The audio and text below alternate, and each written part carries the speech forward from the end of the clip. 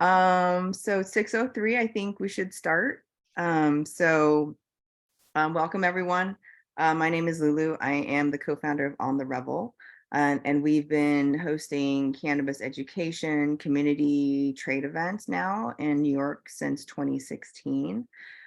We, along with CANY, CANY's been very instrumental as a partner for us in terms of just making sure that small and medium-sized businesses and operators have opportunity to join this industry. In this call with me is Alana, chair of the CANY Retail Committee, and also Jesse Roberson from Housing Works Cannabis.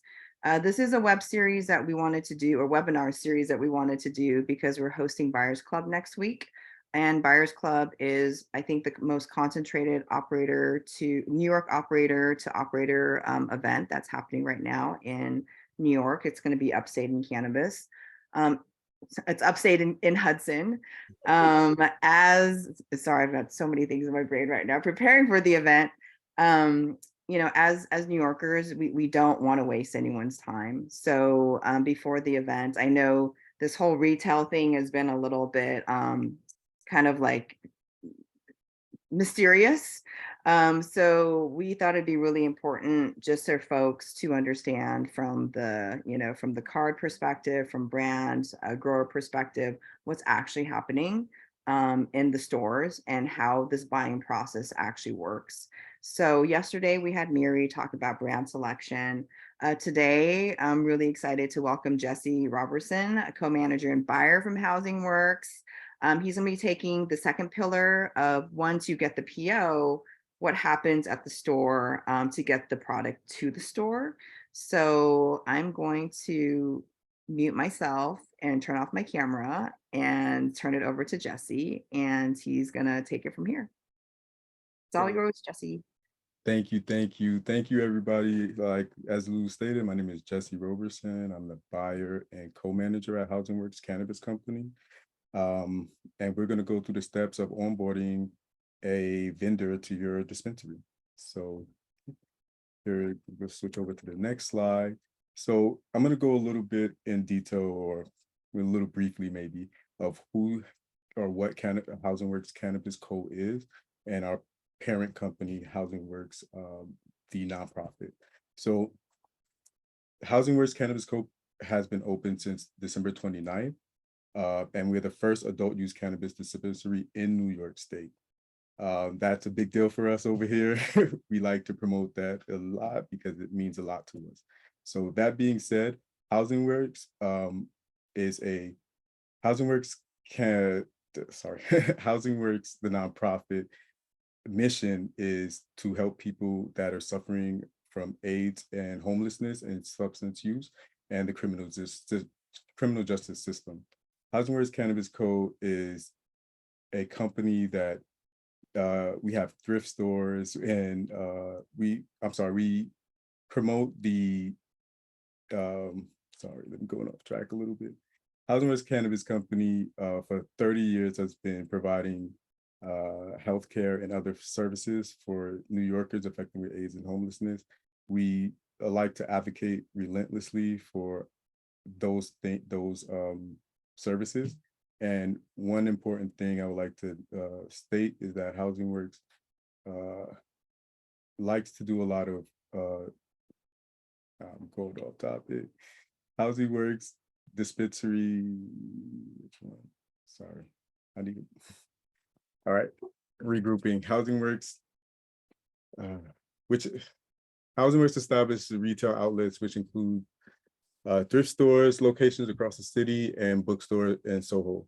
The proceeds from Housing Works Cannabis Company, 100% of the proceeds go to the nonprofit company and our mission statement. And we're modeling off to this positive role in cannabis company to play.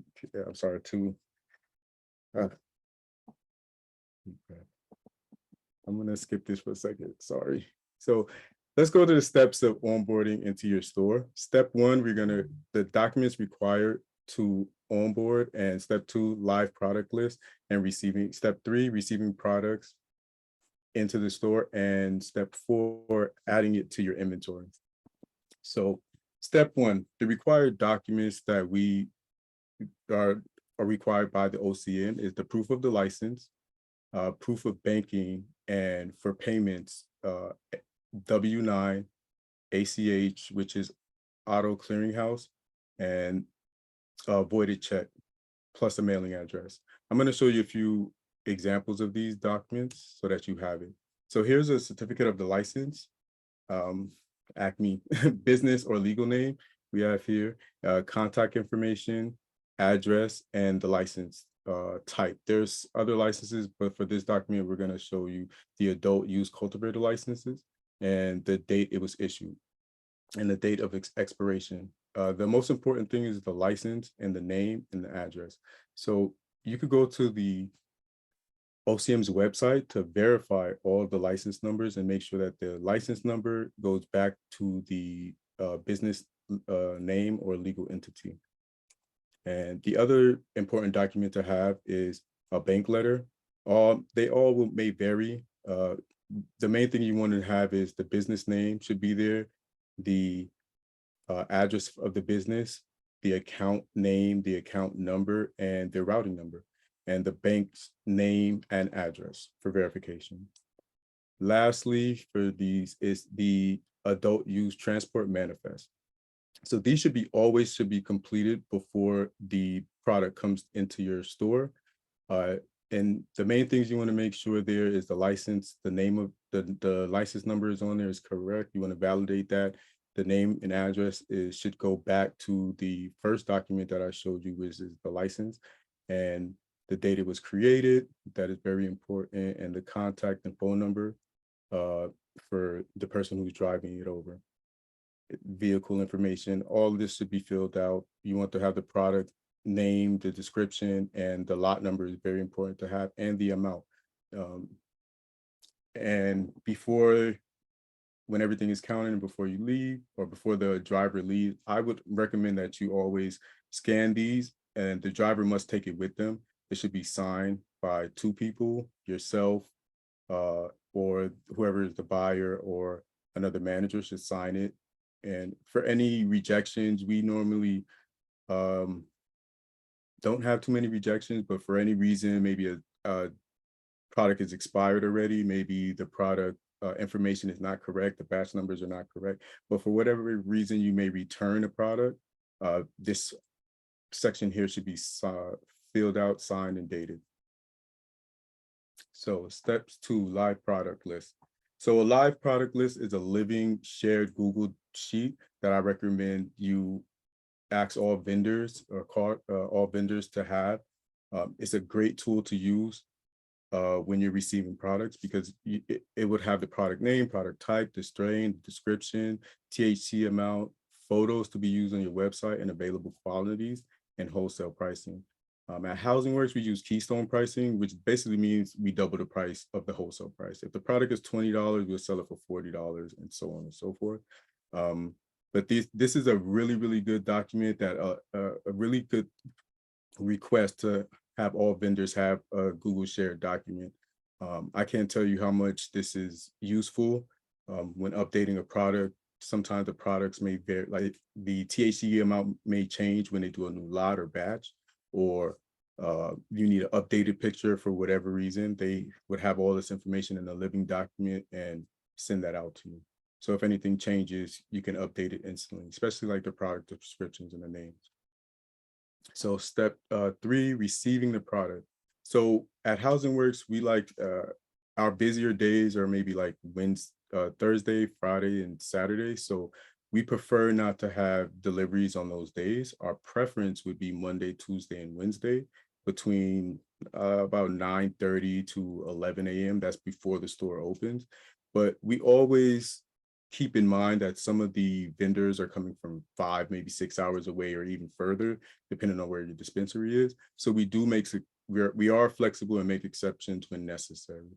Product counting. So with the product counting, I always recommend have two managers or 2 people counting to double check each other and make sure, it's a lot of products. Sometimes it's 200, 300 individual items, and we would like, you know, sometimes the count could be a little bit off, so you just have somebody double counting. What I always ask for the vendors to do is group the products by fives or tens, depending on what they are. They can rubber band them, they could individually pack them, but by fives and tens, that makes it easier for counting. A pro tip here would be to definitely ask them to add barcodes and implement barcode scanning as soon as you open. We didn't necessarily do that because of the timing and everybody didn't have barcodes. But you know, when we reopen, we'll do it. But I recommend always having barcodes. You can print them out depending on what kind of POS system that you're using. And that's an easy way to scan also, and it's much accurate.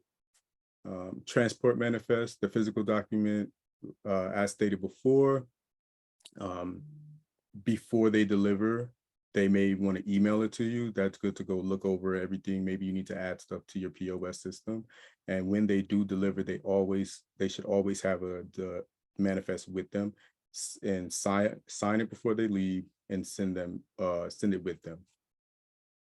And make multiple copies, a physical copy on file and a digital copy. I have double copies of everything just in case the OCM may need it later on. Okay, so adding product to your system. This can be a little tricky depending on what system you have. At Housing Works, we have Blaze. A lot of the people, they may be using Dutchy. So it's a little bit different, but it's the same concept. Because we have Blaze, we have what do you call that? We have a PO system embedded into Blaze, which is a product order sheet. And so what we ask from the vendors is to send over the product description or that Google sheet that before the product is delivered, so that we can upload this all into our POS system, right? And with Dutchy, I think they do that pretty much afterwards. After they receive the product, they update the inventory quantity and add it into their POS. And don't forget, when you for your website, make sure the pictures are displayed correctly, the THC amounts are displayed correctly, and all product descriptions are added before you add the quantity to your system. Because in our system with Blaze, once we add the quantity, it goes straight into, once we accept the PO into our system, it goes straight onto our website and straight into our inventory. The main thing I like about Blaze and our PO system is that once it's created and I send it out to the vendor, if any changes are made, let's say when we're doing count, we notice that it may be 10 over a particular item or 10 below, we can literally edit that on the fly and then resend that PO to the vendor, and everything is said and done, and then we put it into the system. But selecting the POS system, the main thing, just ask for a demo first. Everybody is different. Your capabilities are different. So ask for a PO first, and please understand the terms and agreements of the PO system before you sign any contracts. And key takeaways that I would like to add, people might steer you towards an extravagant build out, and that's maybe not necessary, but just get your doors open as soon as possible. The big guys are coming in soon in December, and you want to make sure your store is open. That's the main important thing. Use your funds wisely, build out. You can build out as you grow, and you're still learning. This is a new industry for all of us. And the thing that we did is we had about a couple of weeks to get ready, and we're still in the pop-up phase now, but it's an active pop-up. It's working. It will get better over time when we do our full build out.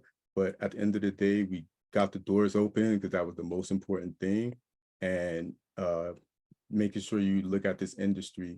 And also another thing is make sure you look at this as a retail industry and not necessarily specifically a cannabis store.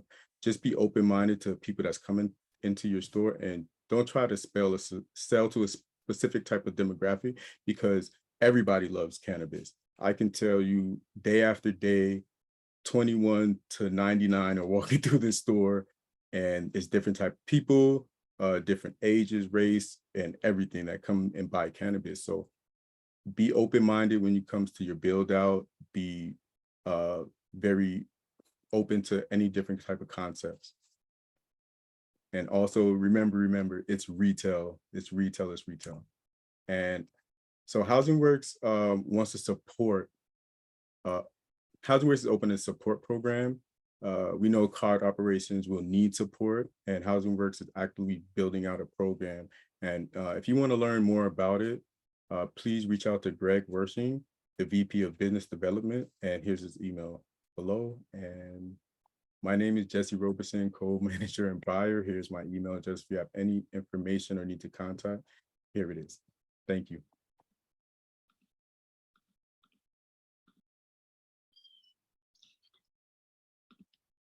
Thank you, Jesse. You're welcome. That was great.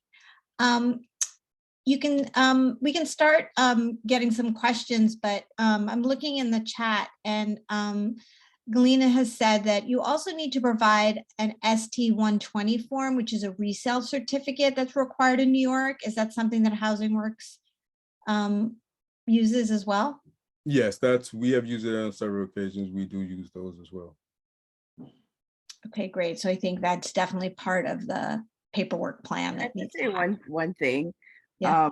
Thank you, Jesse, for putting you in the hot seat. I just want to let everybody know that, like, I very much was like, Jesse, you have to come out. You have to come out behind and come to the front of the house. So I think this was your first presentation. Yes. So thank you for taking the hot seat and getting all of this together. The hot seat is really hot today. It is hot today. But hopefully I made up at the end. I apologize. The pressure is on today, okay? Yeah, so I think if anybody has, more clarifying questions, I think like just ask them, because I know I actually have a question, Jesse, real quick. So you talked a little bit about the manifest and how sometimes the numbers don't match up. Mm-hmm. Do you find that there's a lot of times where somebody will drop off, you've ordered, your PO is for 100 units and they give you 105 and they're like, oh, just keep the 5. We just update the PO, the original one, to now 105. I really normally, when it's a small discrepancy, I jokingly like to say that people who probably smoke or trying to count, so this discrepancy is probably, so that's why we're here double counting and double checking everything. And I've seen it where it's 5 or 10 over or 5 or 10 under, so we know like the vendors are not trying to cut us short or anything like that. It's just we're human, we're all human, and we're trying to count a lot of things at one time. So if it's just under or over, I still accept it. I update the PO immediately and put it into the system. The only exceptions, if it's like 100 over, which happened before, and it's a product that maybe is not selling too well, then I would, send them back with that. Gotcha. You know what we have on our team? We actually have a team member that doesn't smoke weed, because like, one, it's always awesome to like get their opinion when we're planning on something, and it's also awesome to have them be the counter. So. Exactly. I tell a lot of vendors, like, because they're like, oh, we're all out in the woods and it's it's hard to find people. Get little old ladies, man, like they for sure they need jobs. A lot of people need jobs, and counting stuff is probably easy for them. We had a couple of questions about there's a question. Oh yeah, sorry, go ahead, Lulu. No, sorry, go ahead.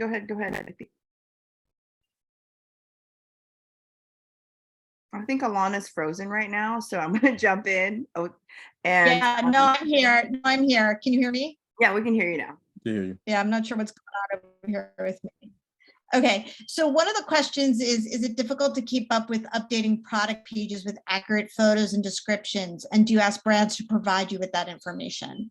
Yeah, we do ask brands to provide that. In some cases, some brands, the pictures may not be up to quality, so we may just take the pictures ourselves. We have a lot of staff members here that are very creative and can process those pictures for us and edit them live for us, but we definitely ask beforehand, before they deliver, we need all that information, especially the pictures and product descriptions. And COAs are a must. Those are a certificate of authentication. You definitely want those ASAP, as soon before you receive a product. So, and so you get the certificate of analysis, the COA, in the beginning of the process. Like, when do you ask? Yeah, sorry, that would have been on the first webinar. The first one, yeah. Okay, awesome. And I know that somebody wants to go back to the flow chart on the first slide. You know, talking about systemic challenges. What sort of systemic challenges do you foresee impacting all retail operations across the board? That's a big question, and I think we know you're not the oracle of cannabis, and you can't foresee the future, but do you feel like there's something that you see that could potentially cause some challenges as we start to build the industry? One of the main things that I would note is that it's not a lot open right now. There are not a lot of retailers open. And if that doesn't happen, if all you card holders out there, if you don't open up as soon as possible, the vendors, the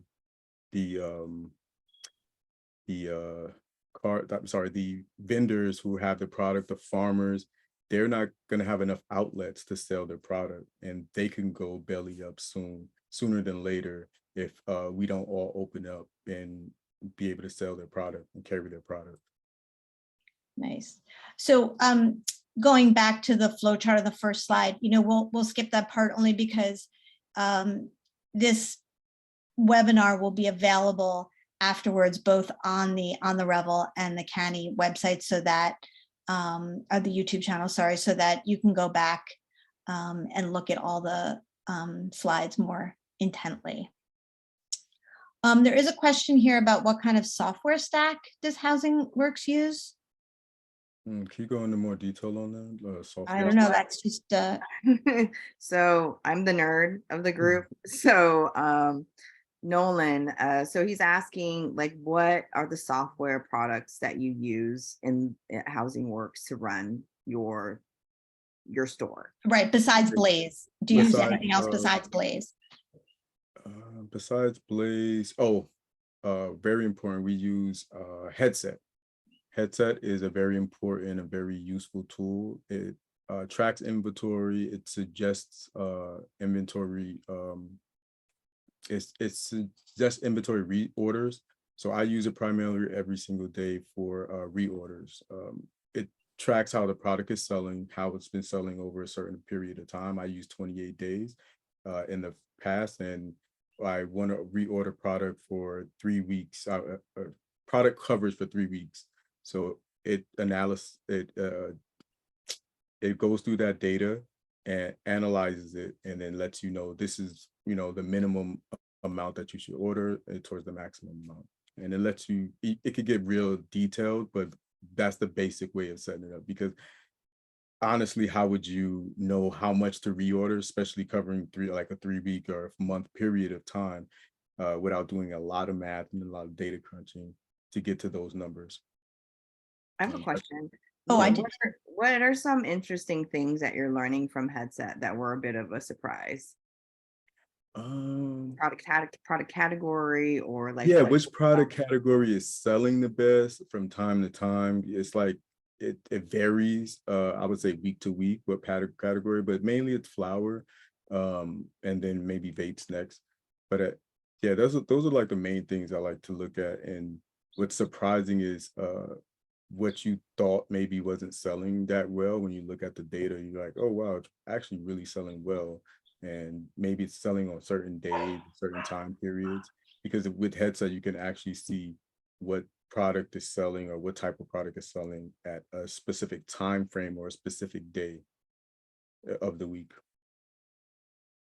And what types of people are coming in? Like, I know you said across the board, but like, has it been interesting to like see the type of regulars that come in, or like you're close to NYU, so do you have a lot of students? Like, tell me a little bit more about that demographic. So I'll be honest with you, I'm not on the floor Oh, as that's much right. as You're at back. the beginning. But from what, I do talk to the bud tenders a lot, and the security a lot on a daily basis. We actually have some kind of communication, and we notice a lot of passports, to be honest with you. I guess the location where we are, it's a kind of a tourist attraction area, so a lot of passports. And I think the demographic is mainly men, but it's what I see in the store, it's across the board of what type of people come in. Like I said, 21 and up, it's a wide range of people.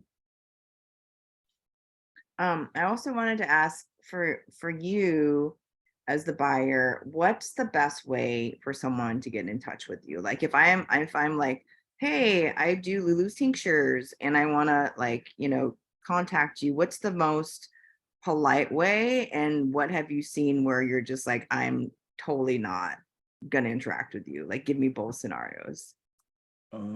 So honestly, they come either by email, by our main email address, and it will get funneled to me and our other co-manager, Mike, who is very helpful with. Yeah, he saves my ass a lot when, excuse my French, when it comes to ordering product, and we kind of go back and forth through vetting stuff. But it gets sent to us, or they may literally walk through the door and say, "Hey, I have some products here," and I've been quoted. I mean, not. I've been.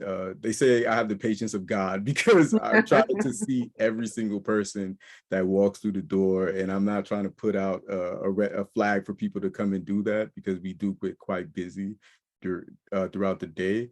But I try to see everybody, because I know a lot of people don't have our number. They don't have a number for. It's not listed, because I'd be getting calls all day.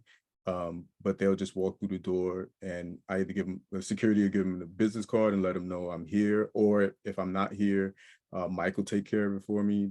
Our co-manager, Mike, he'll take care of them and try to vet.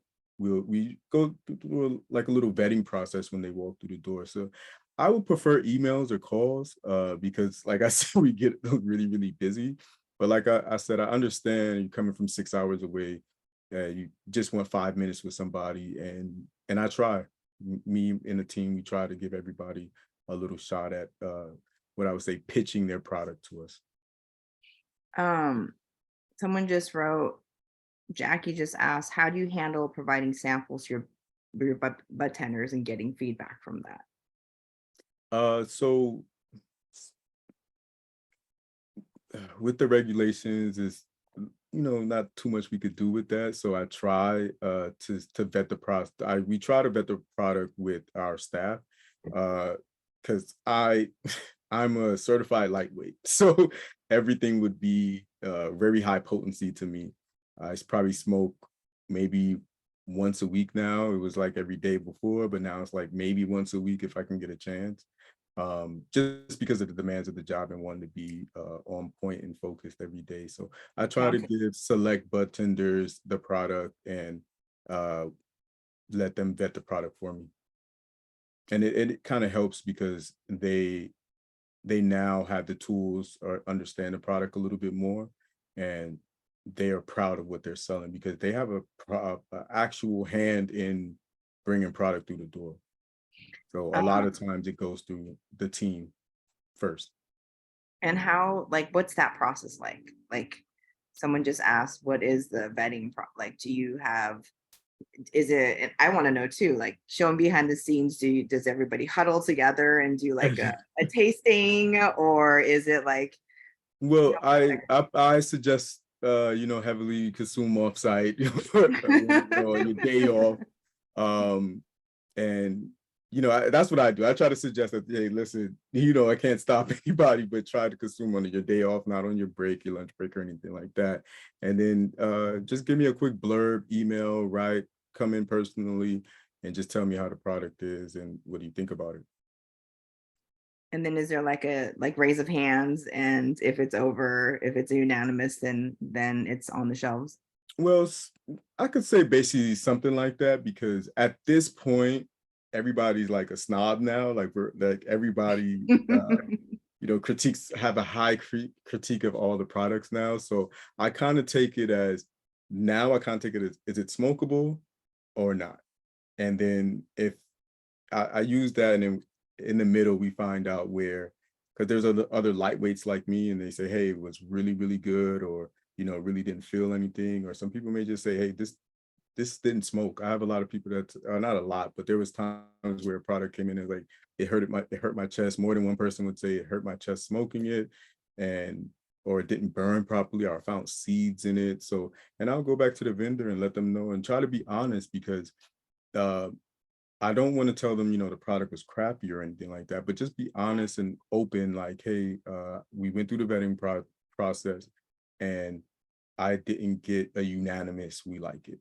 Or if I get a unanimous we like it, then I can at least bring it into a store, and then we talk about pricing later.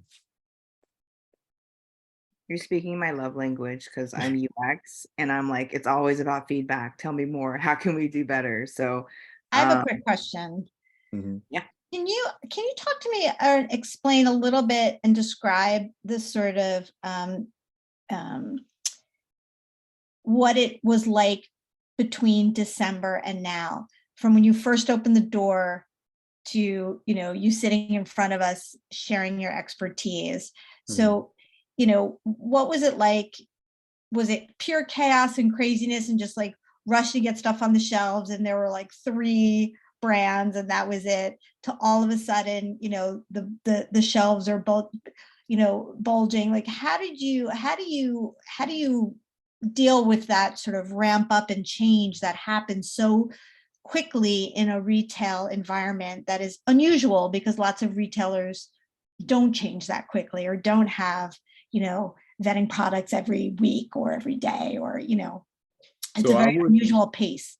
I would definitely add that to the strengths of Housing Works as a company, or as they we are used to pivoting. So everybody in the company is just so used to pivoting. So the easy answer to that question is relying heavily on the team, because I couldn't do this without the team. I'm talking about from our store manager Sasha, co-manager Mike Hassel, and Britt and Amanda, our assistant managers, all down to the bud tenders, back of house staff. Like we literally started from the ground. You know, we didn't have a lot of amenities that were required at the beginning, and it was just about constantly leveling up and building the team. We got stronger and stronger and stronger to the point now where, you know, we still go through a little growing pain because it's only 6 months in. We still go through a little growing pains, but it's just about trusting your team and knowing that your team has your back, uh, and being able to rely on them, because we have to pivot so much in this industry, which I'm learning every day.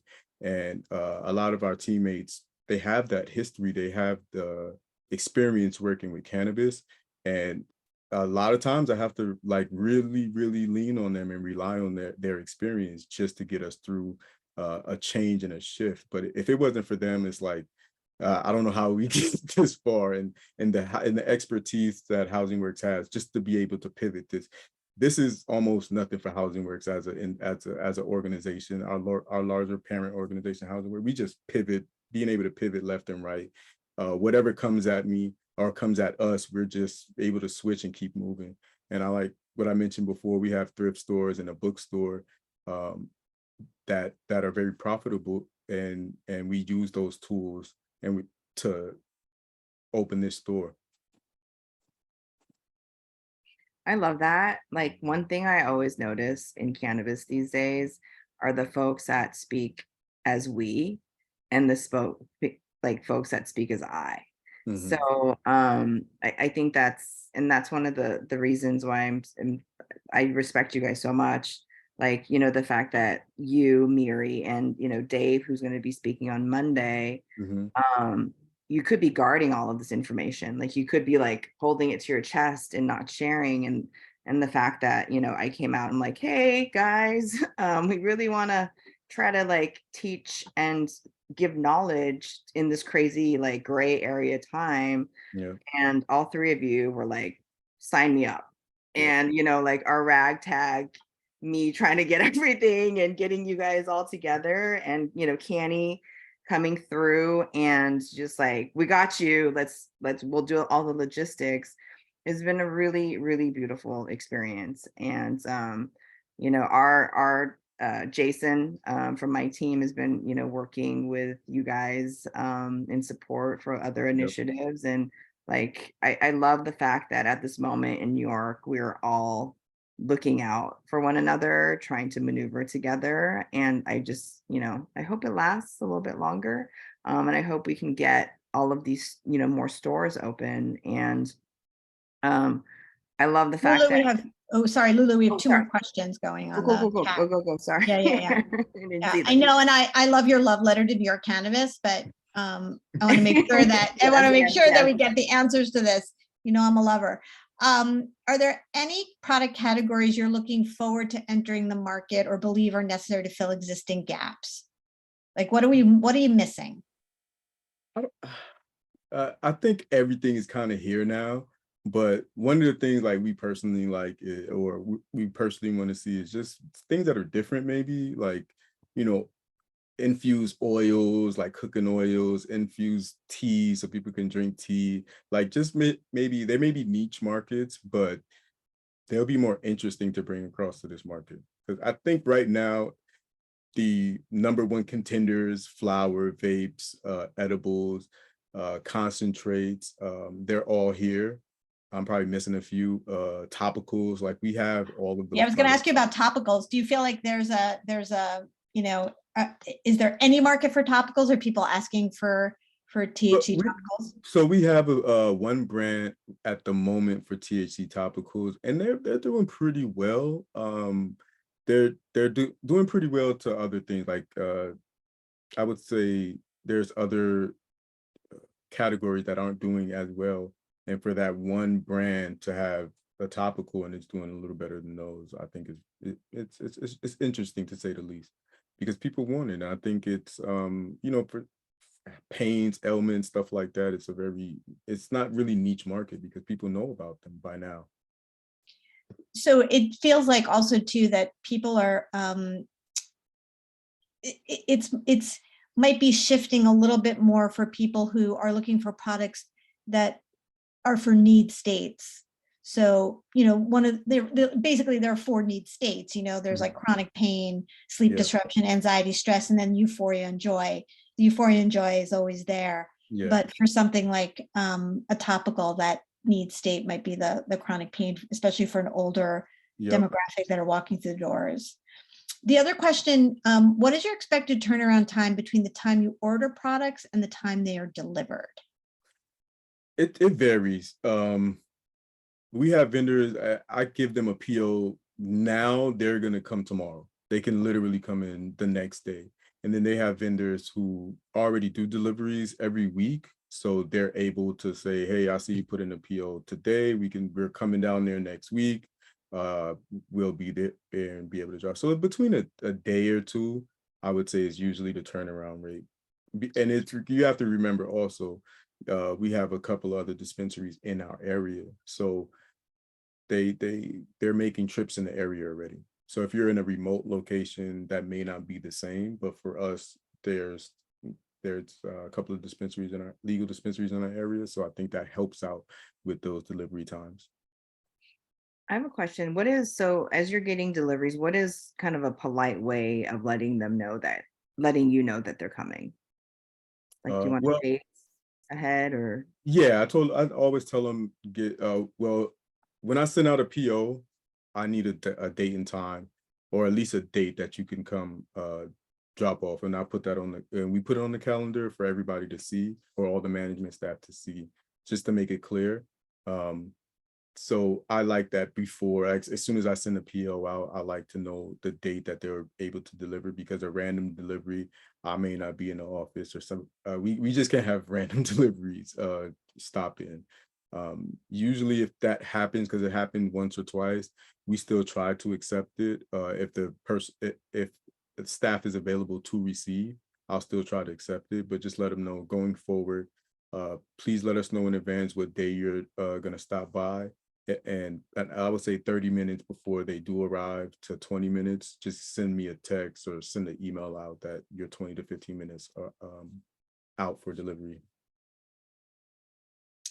There's a question about, or chat, could you chat a little bit about CBD in the dispensary and the products that you're looking at, and the balance of CBD products to THC, as well as other cannabinoids, but their importance, etc. So with CBD products, it doesn't sell that well in the THC store, and and honestly, because of the amount of people we have coming in for THC, we have an area designated for CBD and accessories, rolling papers, things of that nature. And we just really don't, I would say, push that product so much because people are coming in for THC. We like to have it just to give that contrast. And, you know, it's a really good tool to have, or a good thing to have, CBD, because some, you know, getting too high or you got certain type of pain, CBD could be used for a lot of different things. So we do have it, but honestly, we don't have a wide selection of it. We have a very minimal, maybe 3 to 4 brands, and that's it. And they honestly don't sell that well. And it's primarily because people are coming for THC, and we don't really push that product. I also think too, when you redesign the way that the dispensary set up, the flow of people, you go straight, you know, you walk in and you go straight to the THC, and all of a Exactly. sudden your way out, you're like, oh, there's a whole other section here. Exactly. Exactly. So the layout doesn't help Yeah. the way we have it. But yeah, we just didn't want to mix and mingle. Somebody may see a product there and say, oh, I want that. And then at the last minute, they're like, oh, I'd have thought this was THC and it's CBD. We didn't want that confusion. So that's why we made that deliberate separation of the products. Gotcha. Somebody's asking for your phone number, which is, I think you announced that you prefer email, right? Yeah, I would prefer email. Can you just quickly, just slowly say your email address again? It's J. I can throw it in the chat if that makes sense. Oh yeah, throw it in the chat. Yep, there you go.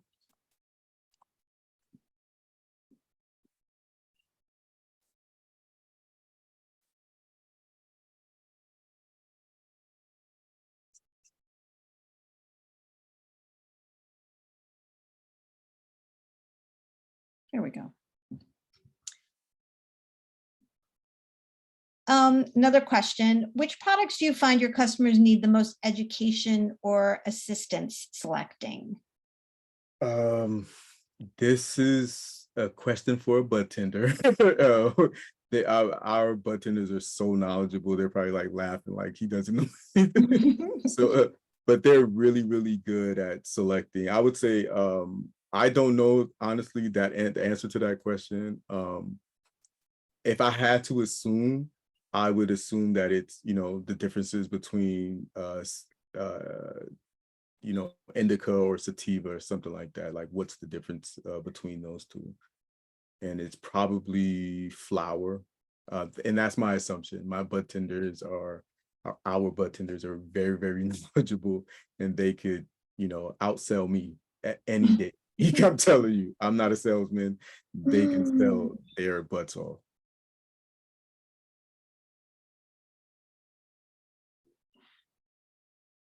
Any other questions? Is there anybody out there who, this is it, you've got Jesse like right here. Oh, how do you envision the full retail store configuration be different when you switch over from your pop-up freeze? Good question. So one of the main, all right, maybe laugh a little bit. We have about, I would say 50 staff members in the store. The store is pretty large, but we have 1 bathroom. So one of the main differences, I know this is not towards retail, but we're going to get 2 restrooms. The back of house area will get a little larger. That way we'll be able to process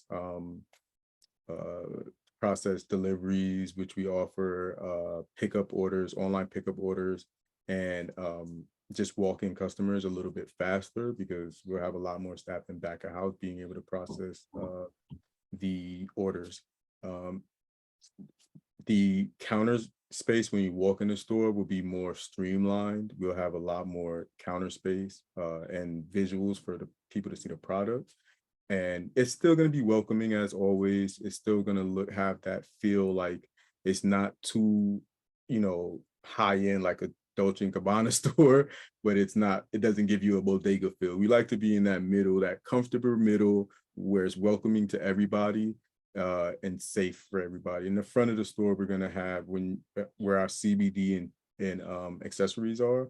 In that little area, we're going to have more of a lifestyle area. It's still going to have CBD. It's still going to have accessories, but you may have some hats, some shirts, just an assortment of items that are not THC or cannabis related.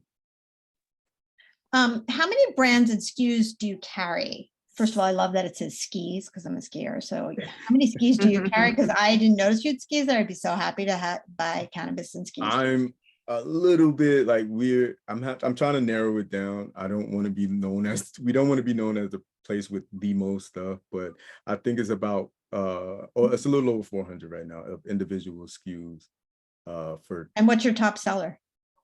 Our top seller, you want the particular item or just the both? I mean, as specific as you want to get. So our top item is going to be flour, and it literally varies day to day, but it's flour and probably Hudson Cannabis. Shout out to Hudson. Do you have bud tender reward programs? This is a question from Peter. Do you have bud tender reward programs or other incentives for performance? Yes. So like for our top bud tenders, we try to give them like maybe an accessory, or they really like the accessories. I'll just say that it's no cannabis, anything, no THC related item, but it's mostly accessories that we get from our partner vendors, like maybe a Puffco or a item like that. They love, the Puffcos, the Puffco Peaks. We gave that away once to our top sellers. But it's usually performance based, like you said, the top sellers, people, top, we're going to go into like maybe the person with the highest attendance, stuff like that, to with no call outs and stuff like that. And have you started to notice that regulars are requesting certain bud tenders because of their knowledge of the product and understanding? I have seen that a few times, yes. I have seen that. Like, I'm not on the floor, but the few times that I have been on the floor, I've seen people, want to wait for that particular bud tender because of their knowledge.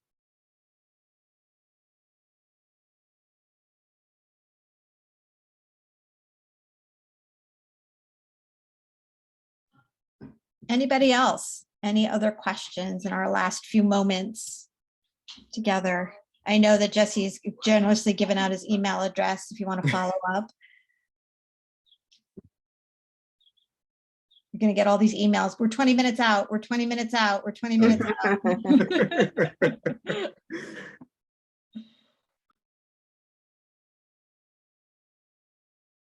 For the card holders, I would like to say a quick thing. Like, an analogy that I like to use is that think of this as like maybe a football or basketball league. We're on the same team on the grand scheme of things.